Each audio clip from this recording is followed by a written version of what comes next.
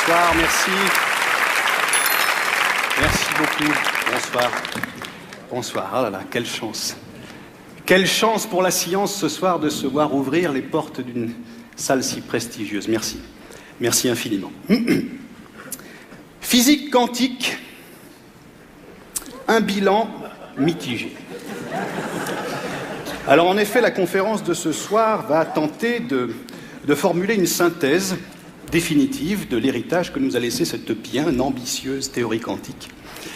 A-t-elle réellement réussi à déchiffrer l'infiniment petit?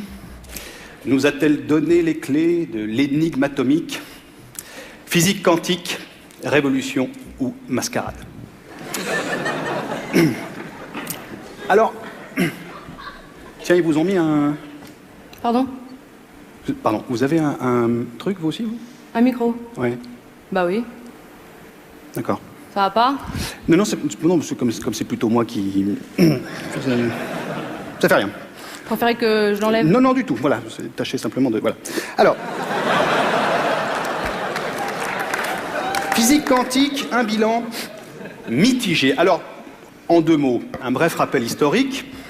À la fin du XIXe siècle, la nécessité de la théorie quantique naît de l'incapacité admise de la physique dite classique à déchiffrer l'infiniment petit, à l'aide en tout cas des outils conférés par l'étude du macroscopique. Alors c'est alors effectivement que l'observation de l'infiniment petit confirme son imperméabilité, notamment effectivement aux théories de l'électromagnétique, effectivement les modèles de Maxwell, etc. Et c'est alors que Planck, pour la première fois, émet l'hypothèse de la discontinuité des échanges d'énergie, d'émission et d'absorption et de leur caractère proportionnel aux fréquences des énergies. Alors, vous avez ici la formulation DE égale NHV où DE, les échanges d'énergie, d'émission et d'absorption, N, un entier, H, le fameux quantum d'action, on y reviendra, et V, la fréquence de la lumière. Voilà, pardon mille fois de revenir sur des notions un petit peu élémentaires. Ça me semblait quand même intéressant de rappeler quelques notions de base, notamment pour la suite de l'exposé, qui est, vous vous en doutez, nettement plus complexe. Alors... Vous voyez, je me l'étais jamais formulé comme ça. Comment? Enfin, je le savais, si vous voulez. Mais là, de le voir écrit, j'ai l'impression de le comprendre différemment. Ah oui, mais c'est bien ce qui me semblait. Ah bah, vous aussi, ça vous le fait. Oui, c'est bien ce qui me semblait, on n'aurait pas dû vous donner de micro. C'est ça. C'est ça.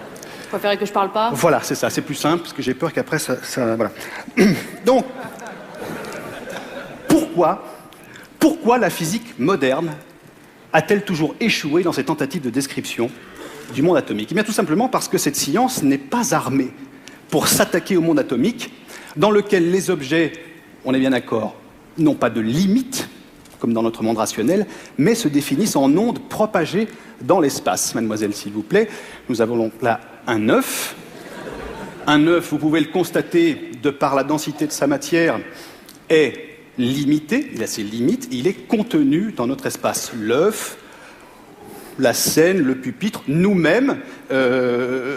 Mademoiselle, s'il vous plaît, venez voir. On improvise. Hein. Moi? Oui, venez voir 2 secondes. Voilà, votre prénom, s'il vous plaît. Pardon? Stéphanie. Stéphanie, excusez-moi. Stéphanie est limitée. Dans l'espace. Dans l'espace. Si, dans l'espace, vous êtes limité.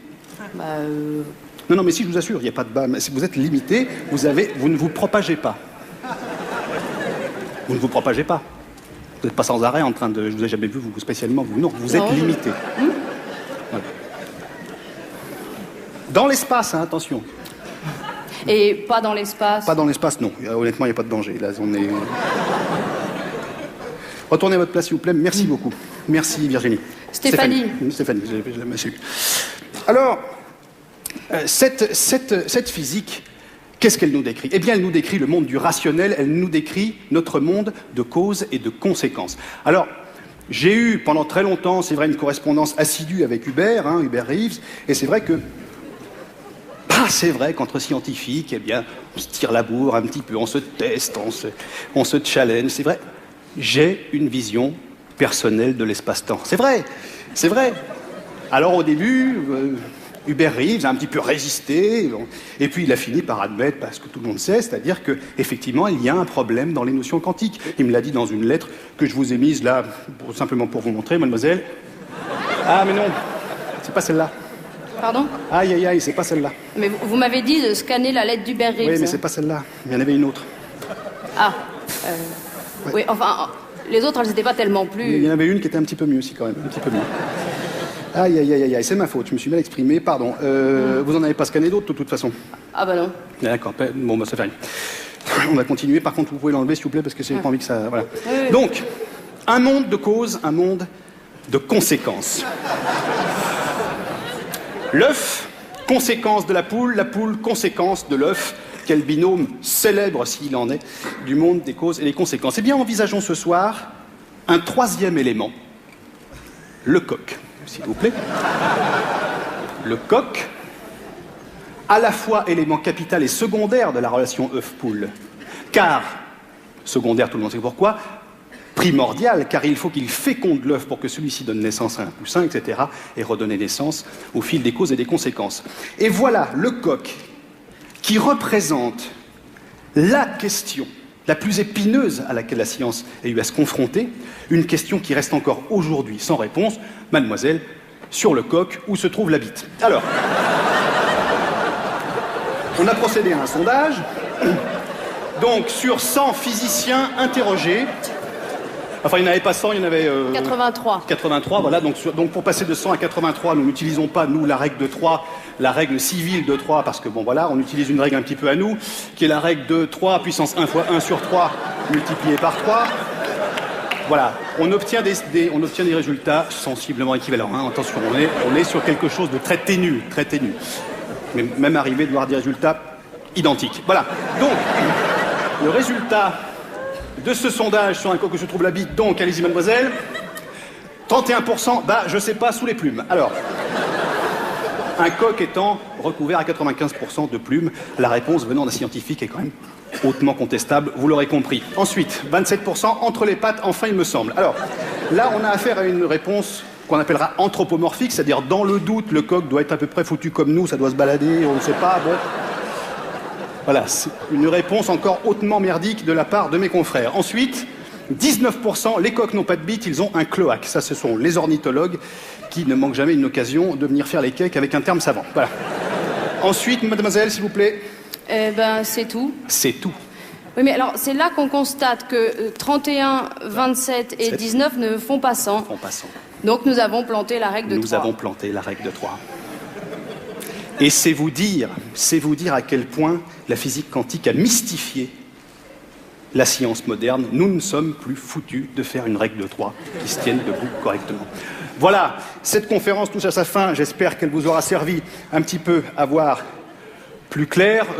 Pour ne pas terminer sur une note un peu pessimiste, on va, comme à mon habitude, terminer sur quelques phrases célèbres de nos confrères physiciens qui ont été eux-mêmes très touchés par la théorie quantique. On va commencer par celle de la fameuse phrase de Richard Feynman, s'il vous plaît, mademoiselle. Personne ne comprend vraiment la physique quantique, hein, Richard Feynman. Donc, voilà où on en est, c'est-à-dire que Richard Feynman, fer de lance de la physique quantique dans le monde, personne ne comprend vraiment la physique quantique. Il faut quand même avoir des bollocks pour la sortir sans perdre une dent, celle-là. Là, voilà, c'est-à-dire que personne ne comprend vraiment la physique quantique, lui non plus, c'est bien de l'admettre. Non, moi je le connais un peu, hein, je le connais comme ça, c'est vrai, on a bossé sur le même accélérateur de particules à une époque. Gros projet, budget européen, bon, fonds publics, c'est vrai que... Nous, on était au garde à vous avec les équipes, dès l'aurore. Voilà. Richard Feynman arrivé à 11h. Voilà, bien sûr, la blouse dégueulasse, des taches de sauce de kebab de là à là, voilà, c'est tout. Dis, Riri, oh, scoute-toi un peu, essaye de faire semblant de pousser 3 potards, quelque chose, tu prends un ordinateur, tu mets une feuille Excel, rendre des chiffres, quelque chose, que si les gens nous regardent par la vitre, qu'ils aient pas affaire à des romanos, voilà. Mais la physique quantique a coupé absolument tout contact. C'est terrible. Une autre phrase un petit peu célèbre de James Clerk Maxwell, le jour où la communauté scientifique est venue lui reprocher ses travaux sur la relativité restreinte, qui a fait cette sortie quand même mémorable. S'il vous plaît, puisque c'est ça, je me lance dans le café soluble qualité filtre, de la part de Maxwell. Excusez-moi. Voilà où en sont réduits, oui. Voilà où en sont réduits nos scientifiques aujourd'hui. C'est terrible de voir ça.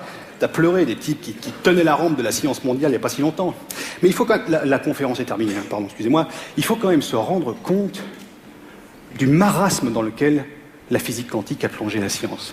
Parce que vous avez des types qui bossaient depuis 200 ans sur une physique classique et à qui on a dit du jour au lendemain, bah maintenant, ta physique classique, tu rentres chez Mémé, c'est la physique quantique et c'est tout ce qui marche. Alors vous avez ceux qui se sont instantanément convertis à la physique quantique, à la mode. Moi, j'appelle ça lécher des culs, excusez-moi. J'estime que quand même, quand on a un petit peu de savoir-faire en tant que scientifique, on n'écoute pas le dernier qui a parlé. Et puis, vous avez aussi ceux qui avaient un tant soit peu d'intégrité. Et là, ça a été le plongeon. Ne serait-ce que physiquement, par exemple. Pas du point de vue de la physique, du point de vue du physique. Parce que c'est à partir de cette époque que les physiciens classiques ont commencé à plus ressembler à rien. Et ça n'a pas été Jojo, pardon. Vous prenez par exemple, je ne sais pas moi, dans les couloirs du CNRS par exemple. Est-ce que quelqu'un est déjà allé dans les couloirs du CNRS? Vous avez vu les engins qui se traballent dans les couloirs du CNRS? Habillés comme des vieux à 35 ans, la brioche, les coupes pourries. C'est terrible, c'est terrible. Après 21h, vous y foutez plus les pieds dans la boutique. Hein. Mais moi, quand je vais au labo, mais j'ai les miquettes, je n'ai pas peur de le dire. Ça va que j'ai un ongle CRS, j'ai pu récupérer un zapper, là, vous savez, un truc électrique, comme ça. Je le mets toujours comme ça, je me balade, bon voilà, ni vu ni connu. L'autre jour j'y étais, hein, j'étais au labo, je sais plus ce que je foutais, je prends une fringale, je vais me chercher un Twix à la machine, j'arrive, putain, il y en a un qui se pointe, dis donc. Je sais pas d'où il est sorti, un Hollandais ou je sais pas quoi, il commence, bleu, bleu, bleu, bleu, bleu, bleu. Je sais pas s'il voulait de la monnaie ou quoi. Je lui ai tétanisé sa race, mais bien sûr, mais qu'est-ce qu'on voulait faire? Mais c'est malheureux d'en arriver là. Et ça me rend triste, vous savez. Et en plus, le pire, c'est que moi, je sais pourquoi. Je sais pourquoi. Je sais que c'est la physique quantique qui les a déglingués, ces types-là. Mais vous avez beau savoir ça, quand vous avez en face de vous quelqu'un qui part en sucette à tous les niveaux, eh bien, vous ne pouvez pas. C'est tout. Je vous en ai mis 2 ou 3. La conférence est terminée. Pardon, mademoiselle, laissez-moi faire. Je vous en ai mis 2 ou 3 pour que vous voyez un petit peu l'étendue des dégâts. Regardez. Oh là là, Gerritsen de l'université d'Helsinki. Vous allez quand même pas me dire que ça ressemble à quelque chose. Professeur Lafaro de l'université de Genève, le polo pourri, etc. Professeur Webster, la chemise rouge, la veste marron, le fameux duo gagnant de Cambridge. Professeur Matthews qui a fait l'effort d'une photo en plein air tout de même. Eh bien, ça n'y change rien. Il aurait mieux valu le mettre carrément derrière les arbres. On aurait eu encore une chance de s'en sortir. Nitya Sundar de Cambridge, c'est absolument intolérable. Professeur Hendrix, le premier physicien au monde à avoir foutu la tête directement dans un accélérateur à particules. C'est depuis ce jour-là qu'on sait qu'il ne faut pas le faire. C'est à lui qu'on doit ça. Déglingué, une des plus fortes têtes pensantes du pays. Professeur Ripin du MIT, 162 QI, pas foutu de se faire un détartrage. On en est là, c'est à ça qu'on arrive. Je sais pas si j'ai pas eu une histoire avec ce type. De quoi? Oh, ça fait un moment, hein, mais il me semble bien. Hein. Avec Ripin, vous foutez de moi? Bah quoi? Non mais, vous allez quand même pas me dire qu'il a du charme, si? Ah non, c'est sûr. Hein, mais... Bah enfin bon quoi, ça arrive, hein. Ça vous embête? Non. Qu'est-ce qu'il y a? Vous cherchez un jeu de mots avec Ripin, c'est ça? Ripin, de qui le tienne? Non, pas du tout. Absolument pas. Vous voyez, ça me rend triste que vous disiez ça, parce que pas du tout. Je préfère enchaîner. Professeur Tchungi, alors on ne sait pas si c'est lui qui est passé à travers un réducteur turbo, etc., ou si c'est la veste qui déconne, on ne sait plus. Professeur Selkin, atteint d'un syndrome extrêmement rare. Elle est atteinte de ce qu'on appelle, dans notre jargon, la coupe à géométrie variable spontanée. C'est-à-dire... Parce que là, pour la photo, elle s'est débrouillée à faire un tétraèdre à peu près correct. Mais moi, j'ai déjà mangé en face d'elle dans un séminaire. Elle est partie sur un solide à 20 faces, 30 faces. Elle a été obligée de quitter la table. Voilà, on en est là. Et c'est terrible. Oh là là, professeur Matthews de Stanford University. 20 jours dans une cage à ultraviolet. Ils ont réussi à la réanimer. Ils l'ont réanimé, d'accord. Est-ce que ça valait bien le coup? C'est là que j'ai envie de poser un petit peu la question. Rapeski, on ne comprend plus. On ne sait pas si c'est le croupion, le jarret, on ne sait pas ce qu'on a, on ne comprend pas ce qu'on voit. Donc ça, c'est terrible. Voilà, Andropoulos de Stanford University. Alors attendez, Andropoulos, c'est encore plus spécial parce qu'à Stanford, il y a un règlement intérieur des plus précis qui nous dit, article 77, il est rigoureusement interdit aux enseignants atteints de calvitie de type alopécie androgénique de se laisser pousser une mèche unique de 15 bornes de long sur un seul côté de la tête en vue de la rabattre sur le dessus du crâne. C'est interdit.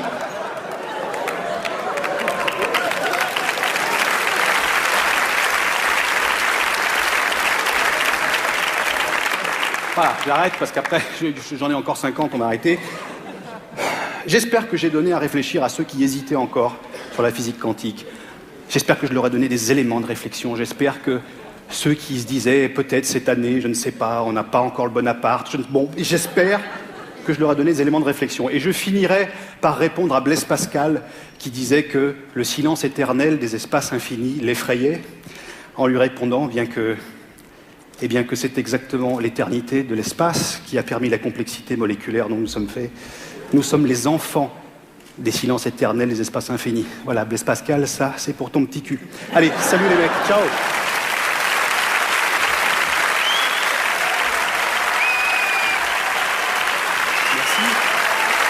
Merci beaucoup.